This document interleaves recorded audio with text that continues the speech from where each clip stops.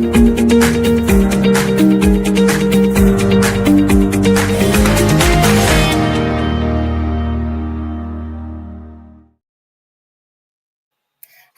and welcome to the Energy Realities podcast on a fine Monday morning or afternoon with David Blackman in Texas. How are you today, David? Just lovely. It's a beautiful day. It's cool. We had a little norther come through on Friday evening, and it's like we're in October all of a sudden, and it's just the 3rd of August. So I'm really enjoying it. Why you never complain about the weather? Why is that? As long as I'm in Texas, I don't complain. Every day's a Yes, beautiful right day to be in spirit. Texas, as far as I'm concerned. Yes, I had a nice vacation. Thank you. And we've got Tammy Nemeth in the UK. Tammy, Good how are you? morning, good afternoon, everybody. Doing well here in the heat. It's great. Are you having another heat wave? Oh, yeah. It Yeah. hasn't really stopped, I think. We had a bit of rain on Thursday, but not much. And yeah, kind And of yet you're like, wearing long sleeves. yeah, because my room is nice. I like it. Good. And we've got Stu Turley with some lovely banners in wherever you are. You bet. My hidden bunker in Oklahoma today, but I'm going at meetings in Dallas tomorrow. Is that So, good or bad? Is that good or it's bad? good. Okay, lots of news this week or so. For starters, we had Big Oil's second quarter reporting season. And again, they're raking it in, as the Wall Street Journal, and not just the Wall Street Journal, said, as if it's really bad to make money on your products when they're in high demand and supply is restricted. David, your thoughts? Yeah, we never see those headlines in the Wall Street Journal when media companies are making a lot of money. It's only when oil companies are making a lot of money. Nobody complains when the solar companies are raking in big profits Yeah. from government subsidies. They just complain about when oil companies, particularly the big integrated companies like Exxon and Chevron and Shell and BP, those are the most prominent ones discussed in the United States, of course, make big profits. This time they're making profits because refining margins have blown out in this price environment and amid President Trump's daily change in tactics related to Iran. Sometimes we're going to invade and bomb, and sometimes we're going to negotiate, and it just seems all designed to influence the markets. And he did it again on Saturday, and got the drop in oil prices that he wanted. Um, but yes, gosh, I mean, was it BP or Shell? Shell reported all-time record quarter profits, $12.5 Yeah. billion profit for the second quarter. BP had a record profit for the second quarter. Chevron had extremely high profits. Exxon had big profits too. Between Exxon and Chevron, their profits were $27.6 billion in the second quarter alone. That wasn't a record for either one of those companies, but it was really close to it. And, it's not surprising. Price of oil is strong, refining margins are strong. Um, I have noticed, though, here's one thing I've noticed, and it's very interesting to me. When prices jumped up about 12% early last week, gasoline prices did not jump up 12% early last week. And as prices fell towards the latter part of the week, gasoline prices fell with them, at least where I am. And I think we've seen, because of President Trump's browbeating the industry about price gouging, which, you can argue that either way. It seems to me we may be seeing a change in behavior from the wholesale pricing on oil coming out of these refineries. Now, I don't, that's just anecdotal, but, throughout the first 3 months of this crisis, anytime the price would jump up for crude oil, the price for gasoline would immediately rise and rise very quickly.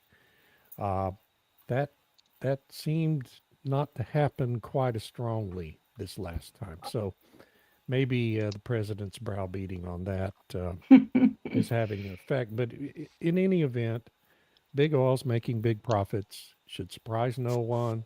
This is when big oil makes big profits, when prices are strong.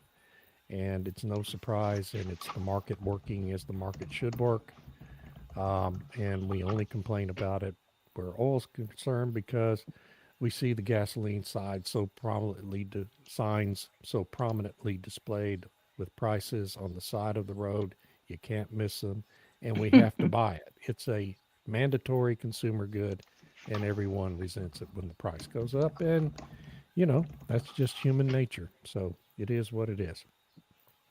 Yeah, apparently demand was not destroyed as fast or as much as some may have hoped. But I've been reading about fuels in the past couple of weeks, especially, and a lot of analysts, well, maybe not a lot, but some, the smarter ones, have been warning since April, by the way, that there's a difference between crude oil futures prices and actual retail fuel prices, because as Energy Aspects and Rita Sen said back then, it's the fuels we consume. We don't consume the crude oil.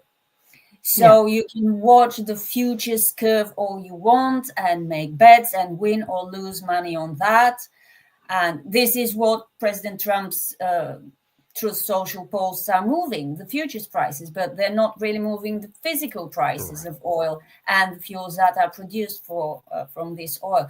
Tell me, how long do you think this disconnect between physical markets and futures markets can continue? That's a really great question. I have no idea. I don't think anybody has an idea. Yeah. It's so detached from reality, or at least the reality we think we know.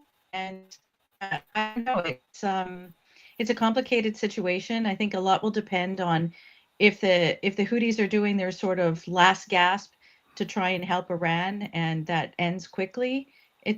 Everything is unclear, and I don't think we have all the information that we require to make an appropriate prediction.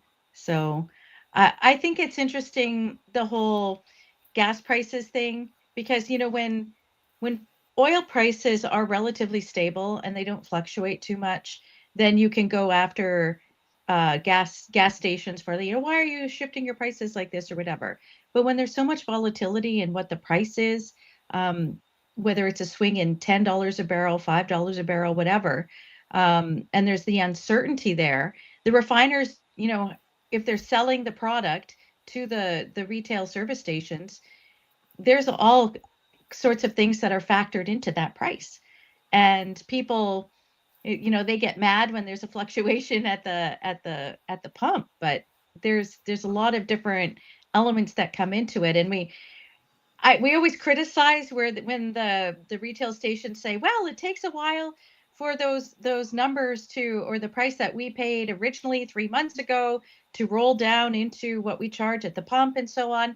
But it's very frustrating when you see the oil price go up and then automatically they increase at the pumps. Well, what happened to that 3-month fluctuation or whatever? So I don't know. It's complicated. I don't think we have enough information, and yeah, that's my take on that. Thank you. We never have all the information we need, but back to big oil, both Exxon and Chevron are warning that there isn't enough fuel being produced because there isn't enough crude available. One of them, I forgot which one's actually a logged record oil production for the quarter. Was it Exxon or Chevron? I don't remember. But even with that, and with their refineries operating at much higher utilization rates than normal, there is still not enough, because refineries in the Middle East have been compromised and can't produce normally. And what a lot of us forget, including me, until I read it in some reports in the news, is that the Middle East was exporting a lot of refined fuels as well.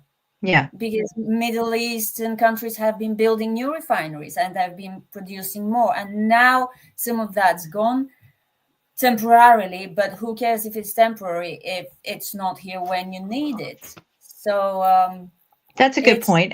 yeah. So what I think is interesting, if I could just go back a little bit to what we were saying, you and David were saying about the profits, because everyone on the left, and we have the rise of the left in the United States, they hate big oil, right? They just hate big oil. And part of the thing, when you, like with all the forest fires and whatnot happening in Europe, the World Attribution people immediately produced a report saying this is because there's a 20 times possibility that all of these forest fires happen just because we use oil and gas. And they came up with this absurd number saying we can absolutely pin it on oil and gas. So then you have the oil and gas companies say we have these profits. So that will give justification for further lawsuits like the one from Colorado and California and elsewhere, where they are saying that the oil and gas companies need to pay for the damages done by forest fires. And I could totally see a case being brought to bear in the European Union saying Total, Shell, any of the European companies, Exxon, everybody will need to pay for the damage done by the forest fires. I can totally see that coming. Even coming if in the it's United arson, States, because too. I've seen some images showing forest fires starting at several points simultaneously, which is not climate change. Right. But it doesn't matter, right? They just need to get that narrative out there. And Right. when there's these high profits, they'll say, look, they have the money. They have the money to pay.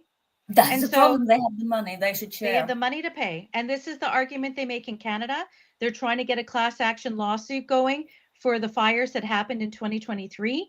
You've got the same argument being made in Colorado and elsewhere, that the companies have the money. Look, they have all these profits. They should pay.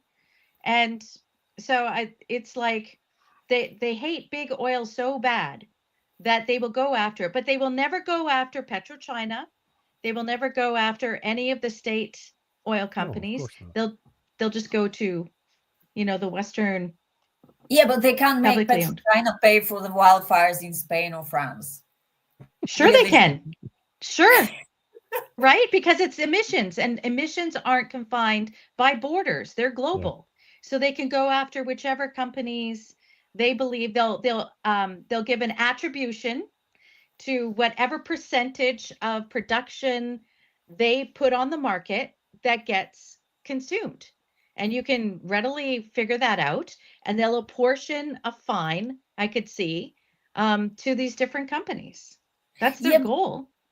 Yeah, that makes sense. You're right. But PetroChina or Rosneft or Aramco, we don't care. We're not paying. While the European super majors, for example, they count among their shareholders these institutional investors that are very climate conscious, and they may pressure them into paying. But what gets me is that, Stu, what do you think? Do you think this kind of thing that Tammy is talking about, hating big oil and wanting to fleece them, even skin them because they have the money, is not really good long-term thinking? Like what we have discussed previously about the UK government. You can tax them out of business and you're left without taxes from that business afterwards. What do you think? I think this is absolutely entertainment at its finest. Let me get rolling here. First, the fires in France and Europe are arson. Seattle is arson.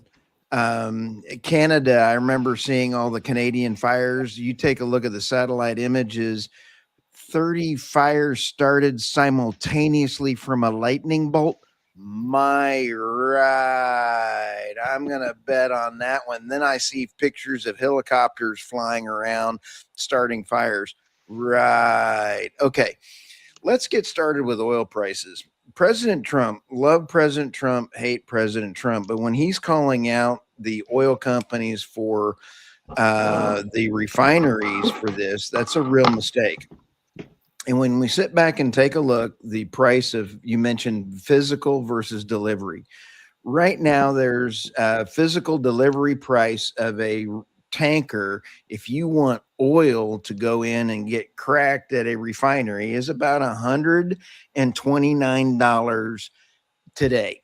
Now, I'm old enough to remember 3 weeks ago, Goldman Sachs said if the Red Sea was shut down or the Bab el Mandeb Strait, $120 oil would happen.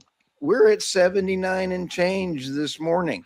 What's going on? Oh, 5.1 last Friday, 5.1 million barrels were sold short on the barrel. Somebody shorting the market at an unbelievable rate.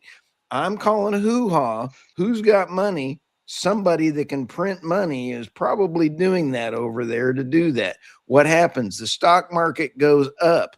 I'm calling it like, stay out of it, because the retail investors are getting slaughtered. Here's where I see things going around the corner. And that is, this is going to be a longer war. I think Iran's got better missiles going on than we thought. They've taken out more bases in different areas.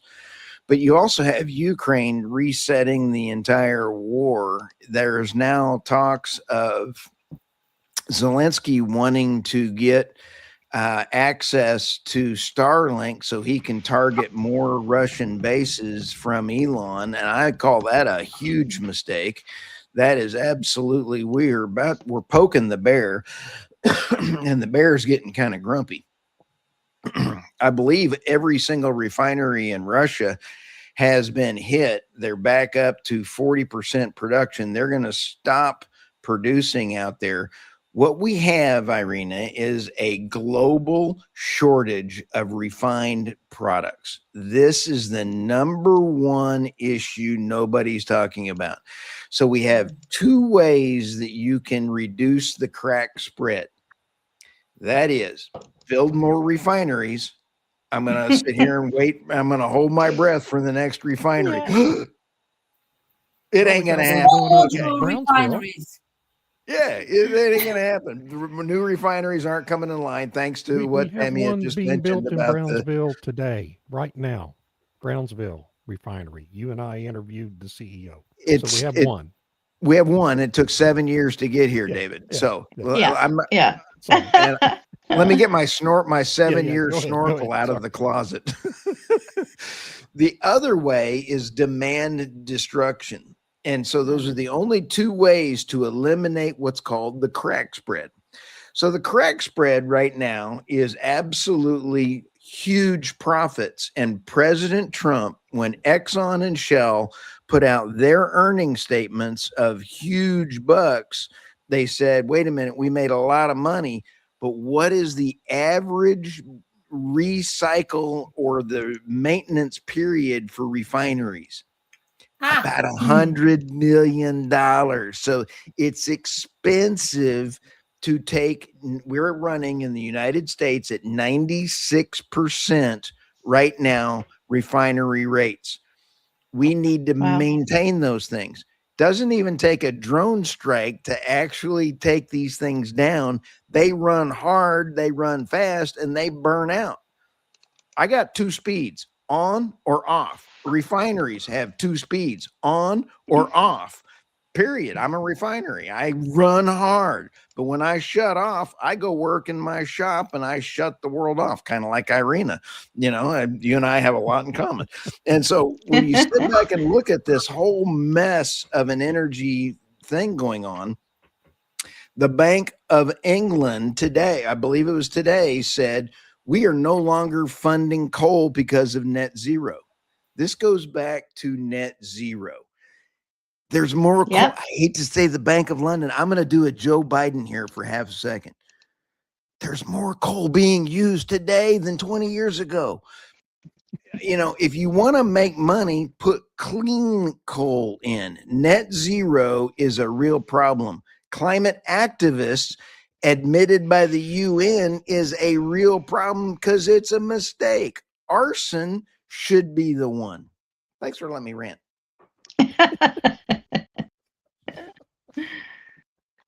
I don't even know what to say after that. I hope I cut. It's all related. Irina's frozen. Yeah. Everything is related as we're sitting here going through all this kind of stuff. Yes. And so that's my whole point is we sit back and take a look. Energy policies matter. In the US, we've got to get our elections fixed. Otherwise, we're just singing Dixie. You now have the Strait of Gibraltar in play. Can you hear me? Tammy, can you hear? Tammy can't hear us now. Uh-oh, we're being attacked. The White House is. I'm attacking here. us. There you are. No, Okay. Oh, Tammy, okay. can you hear? Internet was down for a second. Oh sorry. no. We're not Tammy? being attacked. Tammy, can you hear Oh us? no. Can you hear David and Stu? I can't hear anybody. You Okay, can't I'm going to hear? restart. Oh no. Boy. We may be attacked. If it's Cyber not just attack, me. Stu. Cyber attack. Oh goodness. Where do we go from here? Okay. But Stu, thanks for mentioning refinery maintenance because that's what my Substack today was about. Nobody's talking about maintenance season, and it's starting. Yeah, I wrote several articles on it last week. And when President Trump called them out and said, wait a minute, I go, time out. If you're not going to have good returns and you're not going to entice investors to come back in, and you sit back and put this in, this is actually a real problem because you've got to have investors in order to make the money and return it to the investors and to keep price down. It's not socialism where we all have a group therapy hug and then say, oh, oil's going to refine itself. No, it's called capitalism. Yeah. I get that question all the time, Stu, from readers. Well, why can't we refine all our own oil here in the United States? Because you hear President Trump talking about us producing all the oil we need here. Well, but we still import 6-7 million barrels a month because we can't refine it all here. And we have to export a bunch of it to be refined. And that Brownsville refinery will be the first refinery in the United States that will be able to crack sweet crude from the Permian. Oh, wait a minute. Here we are. We're now 100 years into this game, and we are just now getting a refinery to do our own oil. Well, so other refineries have expanded and put in trains that can refine light sweet crude. The Baytown refinery, Exxon's Baytown refinery, can refine about 200,000 barrels a day, I believe, of light sweet now. Right. So and Motiva, what used to be the Motiva refinery, and now I can't remember who owns the damn thing now, can also refine light sweet. So there are other refineries that can refine that grade of crude, but it's not nearly enough. We're producing 5 million barrels a day of light sweet crude in Texas alone every day. Yep. Okay. And we're going to have that Brownsville refinery, as wonderful and glorious as it is only going to have 160,000 barrel a day capacity when it comes online next year. Now, there are plans to expand it afterwards, but that's kind of a drop in the bucket, really, when you look at the amount of production. So that's why we have so much going out of Houston and Corpus Christi ports to be exported and to be refined in other countries that have refineries that can take care of that grade of crude. And it just had to happen. We were about to reach a bottleneck. I mean, in 2015, and that's why there was such a heavy lobbying effort to get Barack Obama to repeal the 1977 ban on U.S. crude exports. And we got him to sign a bill that was an omnibus budget bill that included that language. He had promised to veto a standalone bill, but he did end up rescinding that law, and so he gets credit for it. And that had to happen. If it hadn't happened, we'd be producing maybe 1 million barrels a day in Texas instead of 5 million. So, I mean, that people forget about that moment in time that was absolutely critical to the subsequent growth in U.S. production, for better or worse, regardless of what anyone's opinion about it. That's just the history of it. So yes, we need more refineries. What, Stu, do you remember what the investment in that Brownsville refinery is? 11 billion, I think. Most Something of it like funded that. by India, Reliance in India. Yeah. Because they need that grade of, those products from our crude.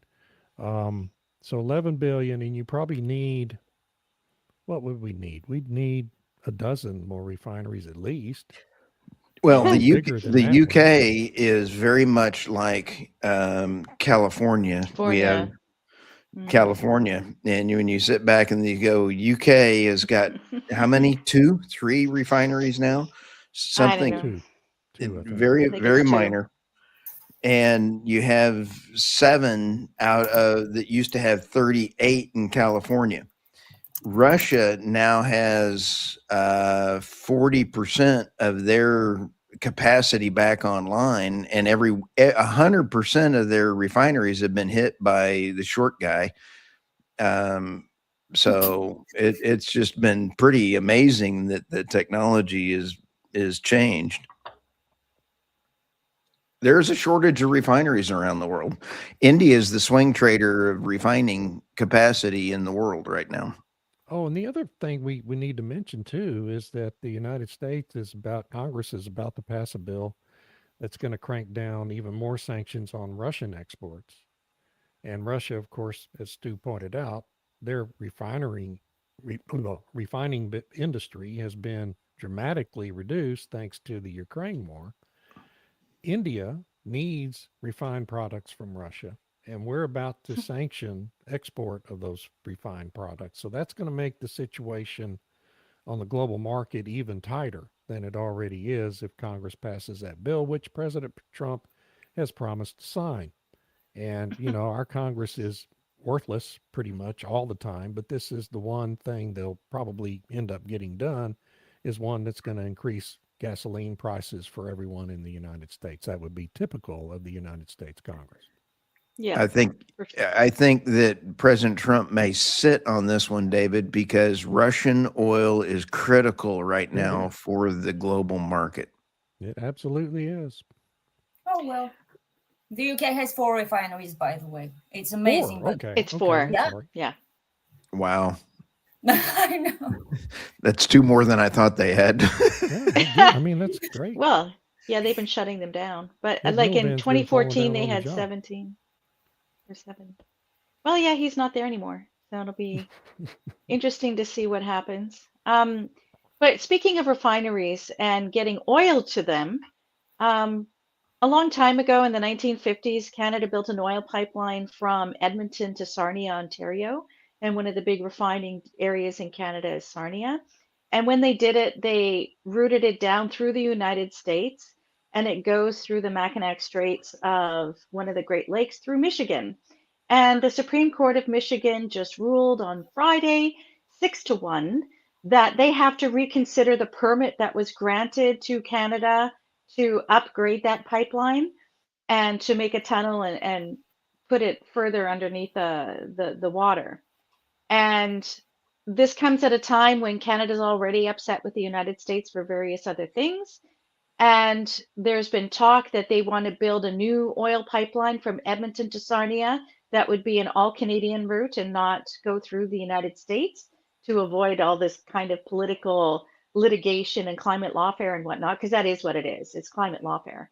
And so the thing is, if they shut it down before that pipeline is built, and we know how the regulatory process takes forever in Canada, even when it's considered national interest, there's no guarantee that they would even get a shovel in the ground in under 3 years. So it's like if Michigan decides they got to shut that pipeline because of the risk to the Great Lakes or something, then you see a whole large percentage of Canada's refining, where they get it from Canadian oil, would be in jeopardy. So that would add yet another issue for not having enough refined products in North America. Just throwing that out there. Well, Irina, do you see net zero being something that is going to drive continued deindustrialization in the EU? Is this a rhetorical question, Stu? I find it amazing that the EU leadership is going down this path. Well, it's too late to go back. We've said this so many times. They're so deranged, they have no way of going back because they're in too deep.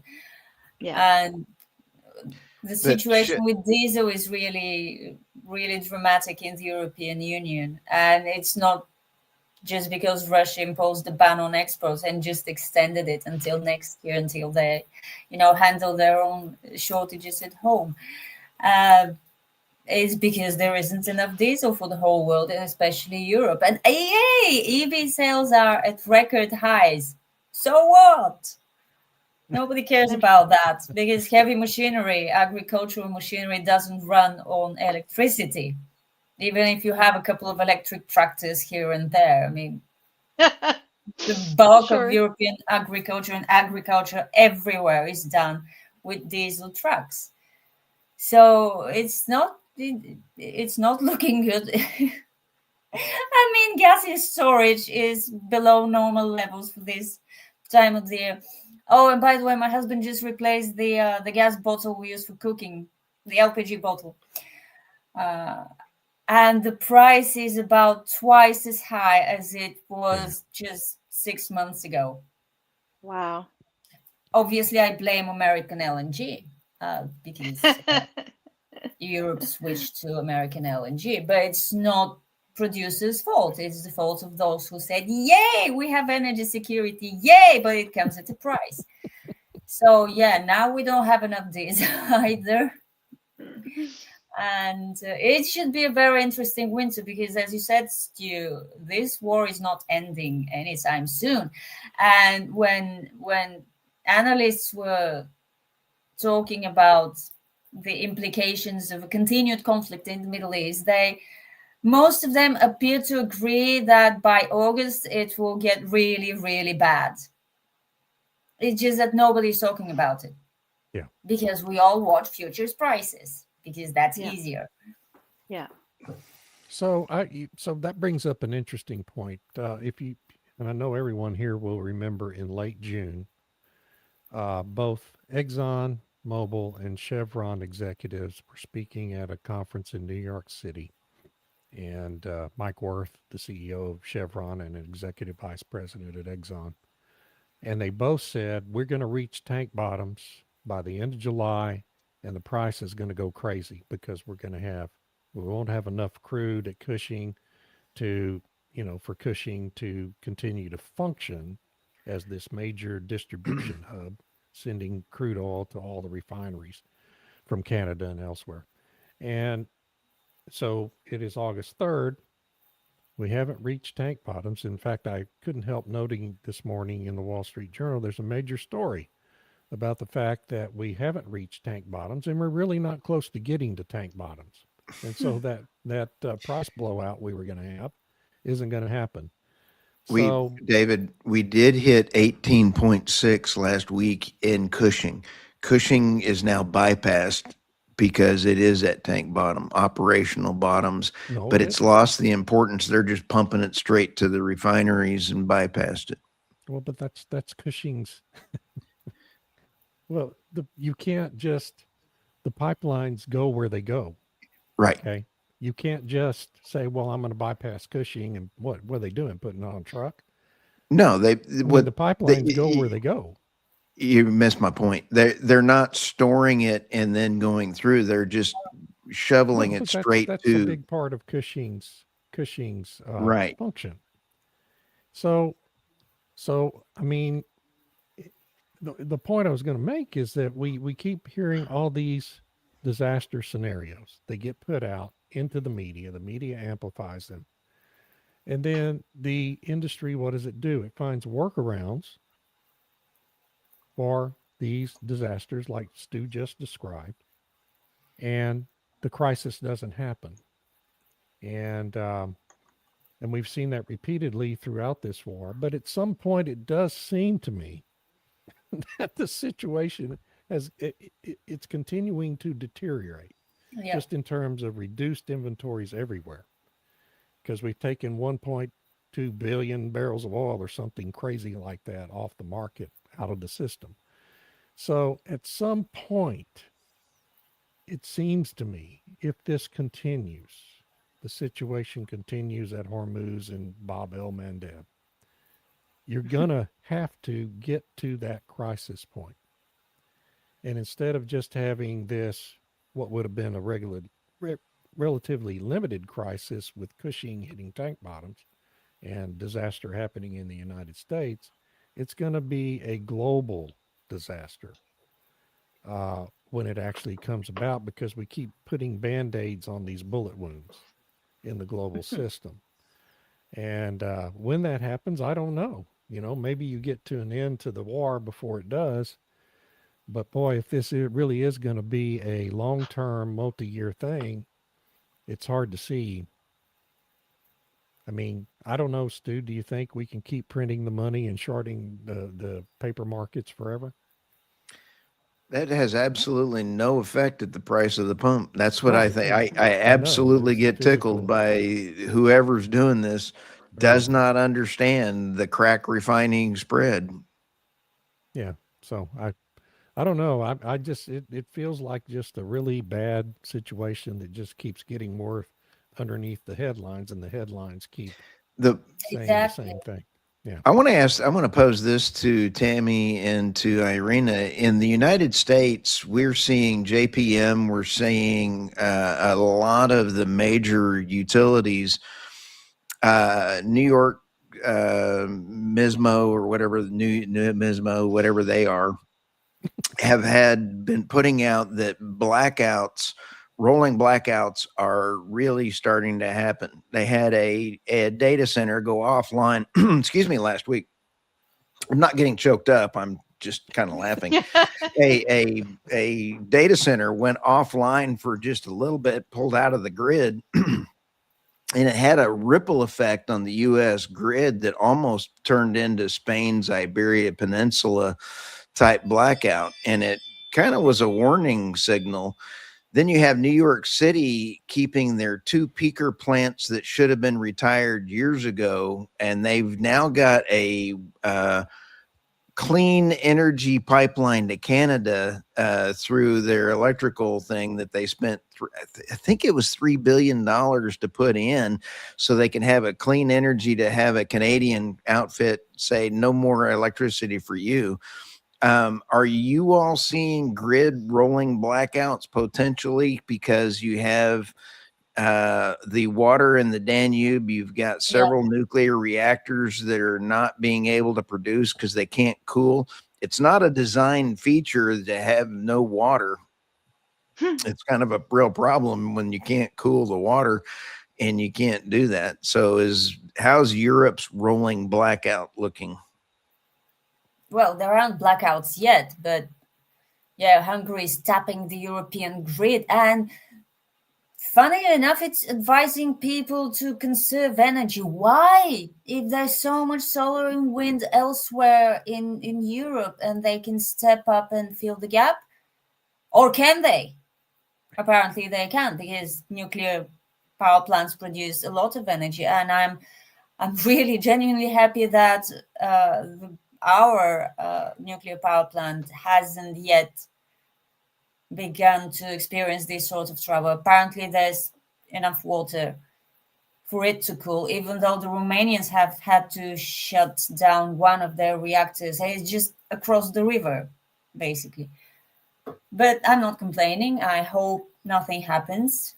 We're being assured that over the next 3 weeks, there is no danger of water going so low to, jeopardize the normal operation. But this thing with Hungary's nuclear power plant and with Romania's power plant just shows that there is no certainty with any power generation source, because climate zealots really like to point the finger at oil and gas and say they can get so expensive and look, now there's a war and there's not enough gas, etc. And solar is so secure. No, it's not, which we've said enough. And now nuclear is not 100% secure either. If you have a extended drought, the water level just falls. You can't do anything about it. So in a sense, nuclear is also weather dependent, but to a much, much, much, much lower extent than the truly weather dependent wind and solar. And for all their problems, gas and coal, they are there. The problem is just the price when supply is limited. Yeah. So I think it's really nutritious food for thought what's been happening around the world and in Europe lately. But I doubt a lot of people will dwell on it. They just call for building more solar panels. Speaking of, did you know they're now building solar panels in northern Finland? Oh my gosh. Northern Finland. Yeah, they have really long days during the sunny part of the Yeah. Arctic summer. Right. Yeah. And they're generating so much, and not a word about the very long, cold, and dark winter. Yeah. So, I mean, what do they do in the very long and cold, dark winter? They have build tied the panels to wind turbines for a hybrid installation. Yeah. Yeah. Well, I hope it works They- out for them. They're doing something similar in Canada in the Arctic because they use a lot of diesel in the wintertime in order to, keep the power on and whatnot. And the idea is that they would have solar augmenting in the summer to reduce the amount of diesel consumption, and then have the diesel in the winter, which makes kind of sense because does. there's not a lot of people, and maybe you could generate enough power. I don't know, but it's good as a backup. The problem is that if you want that for your entire nation of tens of millions of people, when it's so unreliable, and you end up building out a double grid, as we've talked about before, Yeah. where you have to have the exact amount of backup that you have with wind and solar or whatever, anything that's weather dependent. And this is what's interesting is when people really push, we should have more hydro, whatever. But what happens when you have drought? And when you have drought, the hydro doesn't work. And, yes, okay, maybe the sun will help with this, generate some power from the solar panels, but sometimes if it's too hot, then they don't work either. And if it's too windy, then the wind doesn't work. And if it's calm, then you don't have this. And, if you have the coal, which is reliable, but it's been so demonized outside of China that it makes no sense for the UK, for example, to want to push more and more wind and solar in a geographic area that is constrained, and there isn't that much good farmland or whatever, and they want to put solar panels everywhere, or like when they put it on a hospital but they didn't install it correctly and it burnt the hospital down. So if yeah, that was a few weeks ago. I'd forgotten about Yeah, so I mean, then there's somebody's like, burn wood. Yes, well, they do that in the UK. It's called Drax, where they Mhm. take the wood pellets and Pellets. they can, they converted a coal plant or something to burn pellets and whatever. But And then they bought pellets from the United States. Yeah. That really saved the planet. right. So, I mean, originally the idea was that you would take the leftover bits of sawdust or whatever from normal forestry practices or wood that you can't really turn into lumber or something, and you would compress them into these pellets or whatever that would then be used. And yay, that's great. We're doing full 100% usage of the wood. Win-win-win for everybody. But then it turns out there wasn't enough. So then they're like, Amazingly. amazing that, right? And so then they Nobody had to could do have this seen other it coming. No one could have seen that coming. But I guess what's interesting, like Patrick Devine makes a point here about the water, non-cooling water, no condensate, feed water, too hot, poor steam pressure to turbines. Yeah, so it's interesting that even nuclear relies on water, and what happens when you have a situation where there's a drought, right? And I think what's fascinating, David Turver had a really good piece on the weekend about all the crazy in the UK about the drought and it's never been like this before. Well, it turns out actually there was a study back in 2020 where they looked at all the droughts in the UK from the Middle Ages to like the 1900s or something. And you could see there would be these cycles where there would be droughts way before there was industrialization. There was a period when Oxford had no water in the 1600s. The fire in London, the big London fire that everybody talks about, was the second year of a huge drought Mhm. where people were running Right. out of water and stuff. So it's not like there's never been droughts before. But now they want to pin it on the oil and gas companies, like we talked about earlier. But what I just want to kind of pivot a little bit after that. The big news is that BP looks like it's leaving the North Sea, Yeah. that it's going to try and sell its assets or whatever. And I don't know if it's because of all the, I'm sure a contributing factor is all the ridiculous, absurd net zero regulations, the uncertainty where everything has to go before cabinet to decide whether or not the approvals are real, then it goes to the court and all this kind of stuff. But I think maybe the other aspect is that their bottom line is suffering. And, Yeah. maybe it's just how the business has been run and they need cash, need to sell assets. I don't know. What do you guys think? I I think you're think right. BP is done, and they're going to be trying to do a fire sale to survive. Shell is also getting rid of their renewable wind division to focus on natural gas trading. So they're going after the profitable type stuff. So when you And take a look LNG. at trying to survive, you're going to see the tale of two different companies at that point. Fire sale and survival. Who's going to buy something when you have Ed Miliband potentially being the next prime minister after his stint as a foreign secretary? I wouldn't touch anything in the North Sea from the UK. I wouldn't even give you $1 because now I'm picking up the liability for those things. That is a Yeah. problem, isn't it? Yeah. BP has never really recovered from the Deepwater Horizon Yeah. Oh, no. catastrophe in the Gulf of Mexico in 2010, 11. 11, excuse me. Thank you. So 15 years later, that catastrophe drained them not just of over $100 billion in fines and penalties and other things. It also drained them of a lot of credibility inside the industry with potential business partners. That took a long time for that company to recover that credibility. Uh, a lot of it was due to the CEO they had at the time, who shall remain nameless. And then they made a series of bad hires as CEO. Yeah. They've been through Mm-hmm. um, Meg. What's Meg's last name? The current CEO. O'Neill? O'Neill. Meg O'Neill is highly credible. Had a wonderful track record before coming to BP.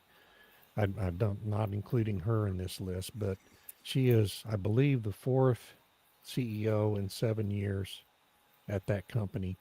You can't continue to have this constant churning of senior leadership and, remain one of the leading companies in the industry. They're completely non-competitive with Exxon and Chevron, just in terms of every financial metric and safety and other metrics that are kept.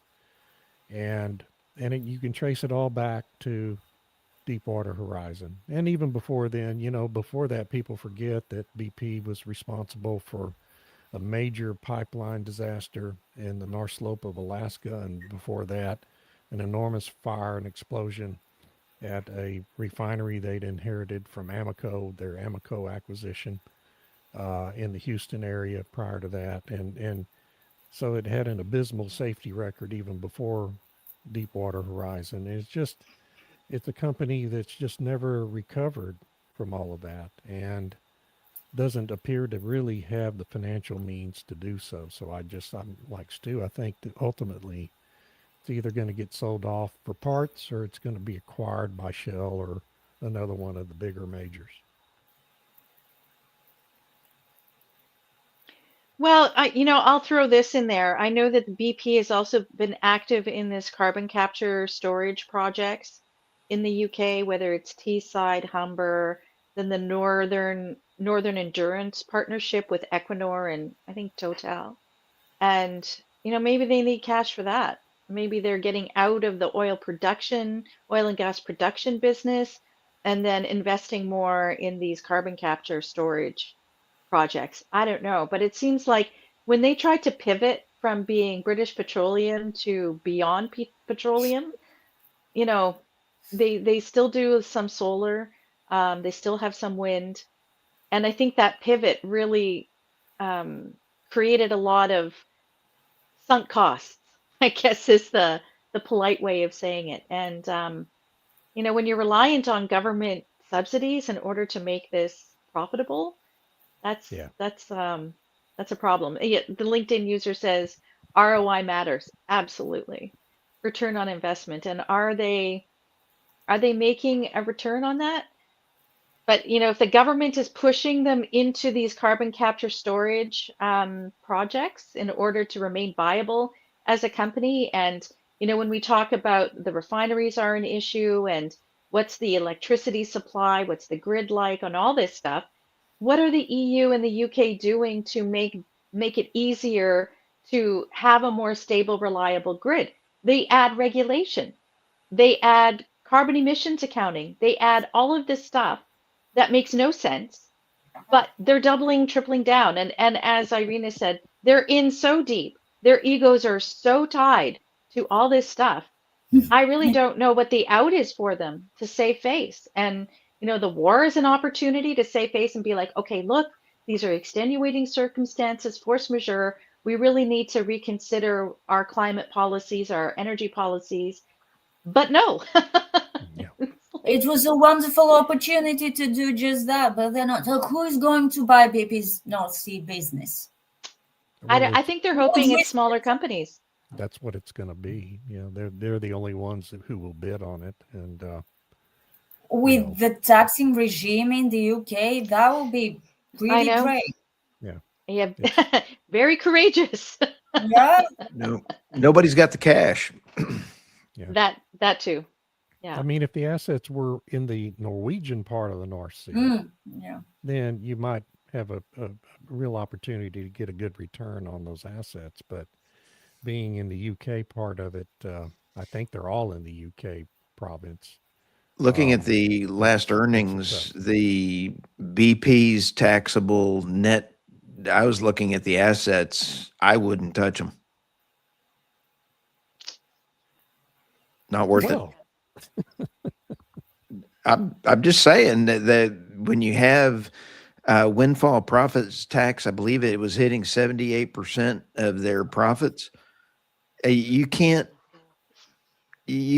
reinvest. The whole oil and gas industry is about reinvesting into the next well and doing it fiscally responsible, and that's what the United Yeah. States guys have done and done very well. They learned. ESG actually did something good for the oil and gas industry, and that taught them governance in the United States.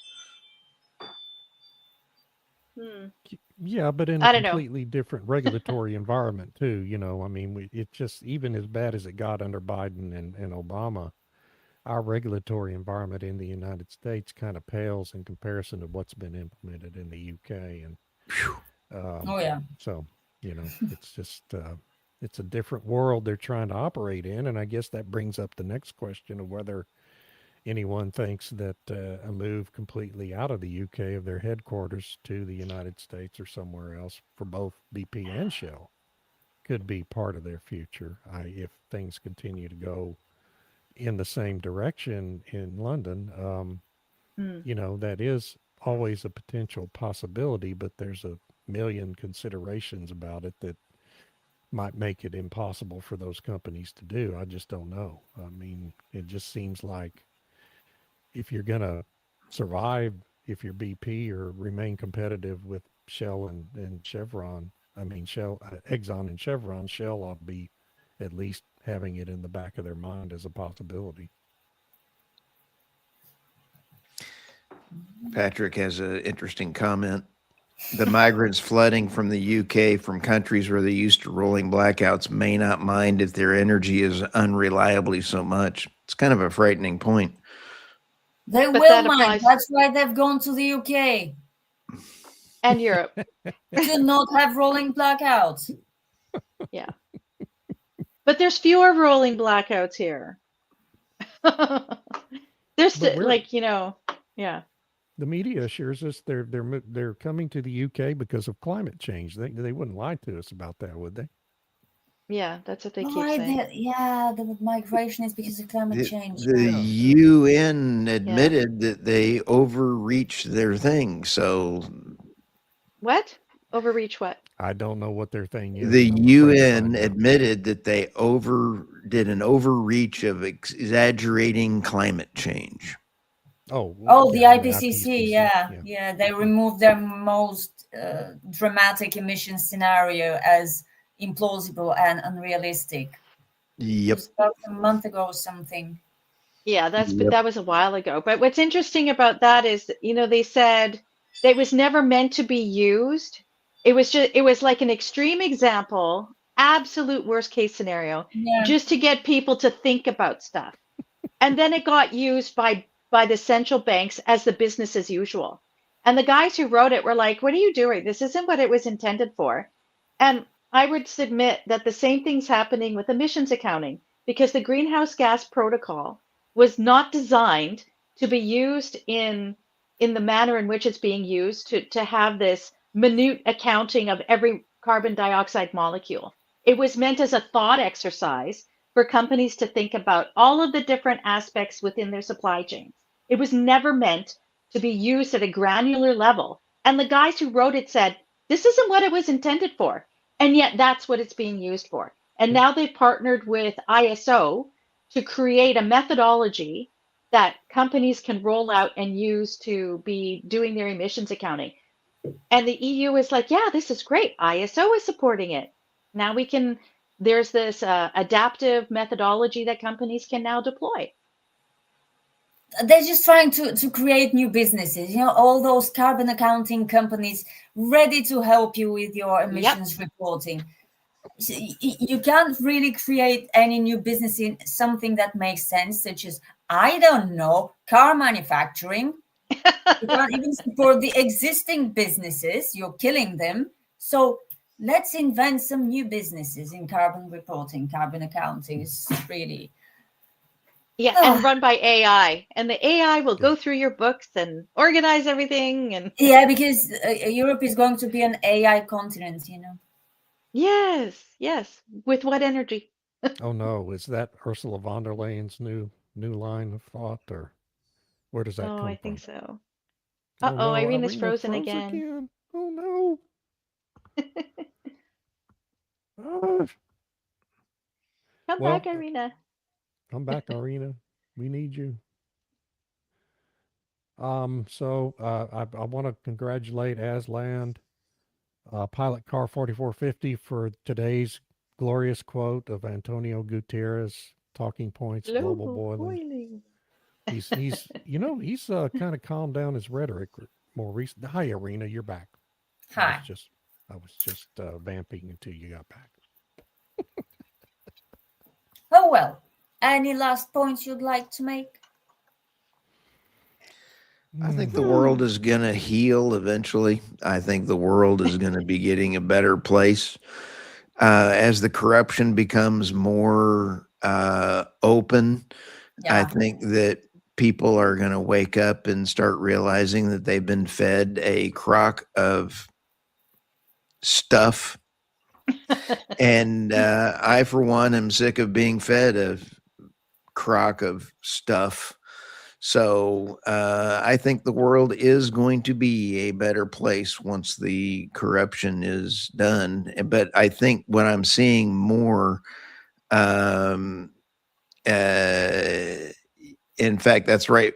This LinkedIn went by the Abilene data center last week. Huge construction. That's about a rock throw from my house down there in Abilene. And it's huge. The other thing that is changing is people need to realize you have to take energy. When I say energy security starts at home, I'm very serious. Energy security starts at home, but your energy dominance is displayed through your exports. United States is exporting a lot of its materials, but it's also exporting its expertise in drilling. I did not have Iraq new contracts in Iraq for the new oil companies there, the new pipelines. Pipelines are being built at record speeds to bypass choke points. Yeah. Choke points are going to be passed. This is going to be a change in how energy is remapped around the world. And I feel that people need to really look at wind and solar at their houses, not at the grid. Be able to have supply and take care of yourself. I have solar, wind, and batteries. But how do I back all those up? I've got propane or gasoline generators to feed that animal. So if you have your own grid and you can support yourself, wind and solar work great when the sun shines, when the wind blows. But it's nice to have a well-designed system. Texas ERCOT 2 weeks ago, or was it last week? Boy, I'm in a time warp. We had an all-time high of 92 megawatt usage, but we came within hours of having a Iberia blackout. The sun went down. We had 10 megawatt hours come onto the grid immediately because of the storage. But guess what happened? Wind picked up 3 hours later when the storage was running out. If the wind hadn't picked up, ERCOT would have had a problem. You can't rely on luck. You can't rely on that's not because grid we're still resiliency. short of dispatchable reserve capacity, Yep. and Yeah. have been for a decade, and our power supply companies refuse to build it. It's because the subsidies are drying up, and the bum rush for subsidies in the United States is over.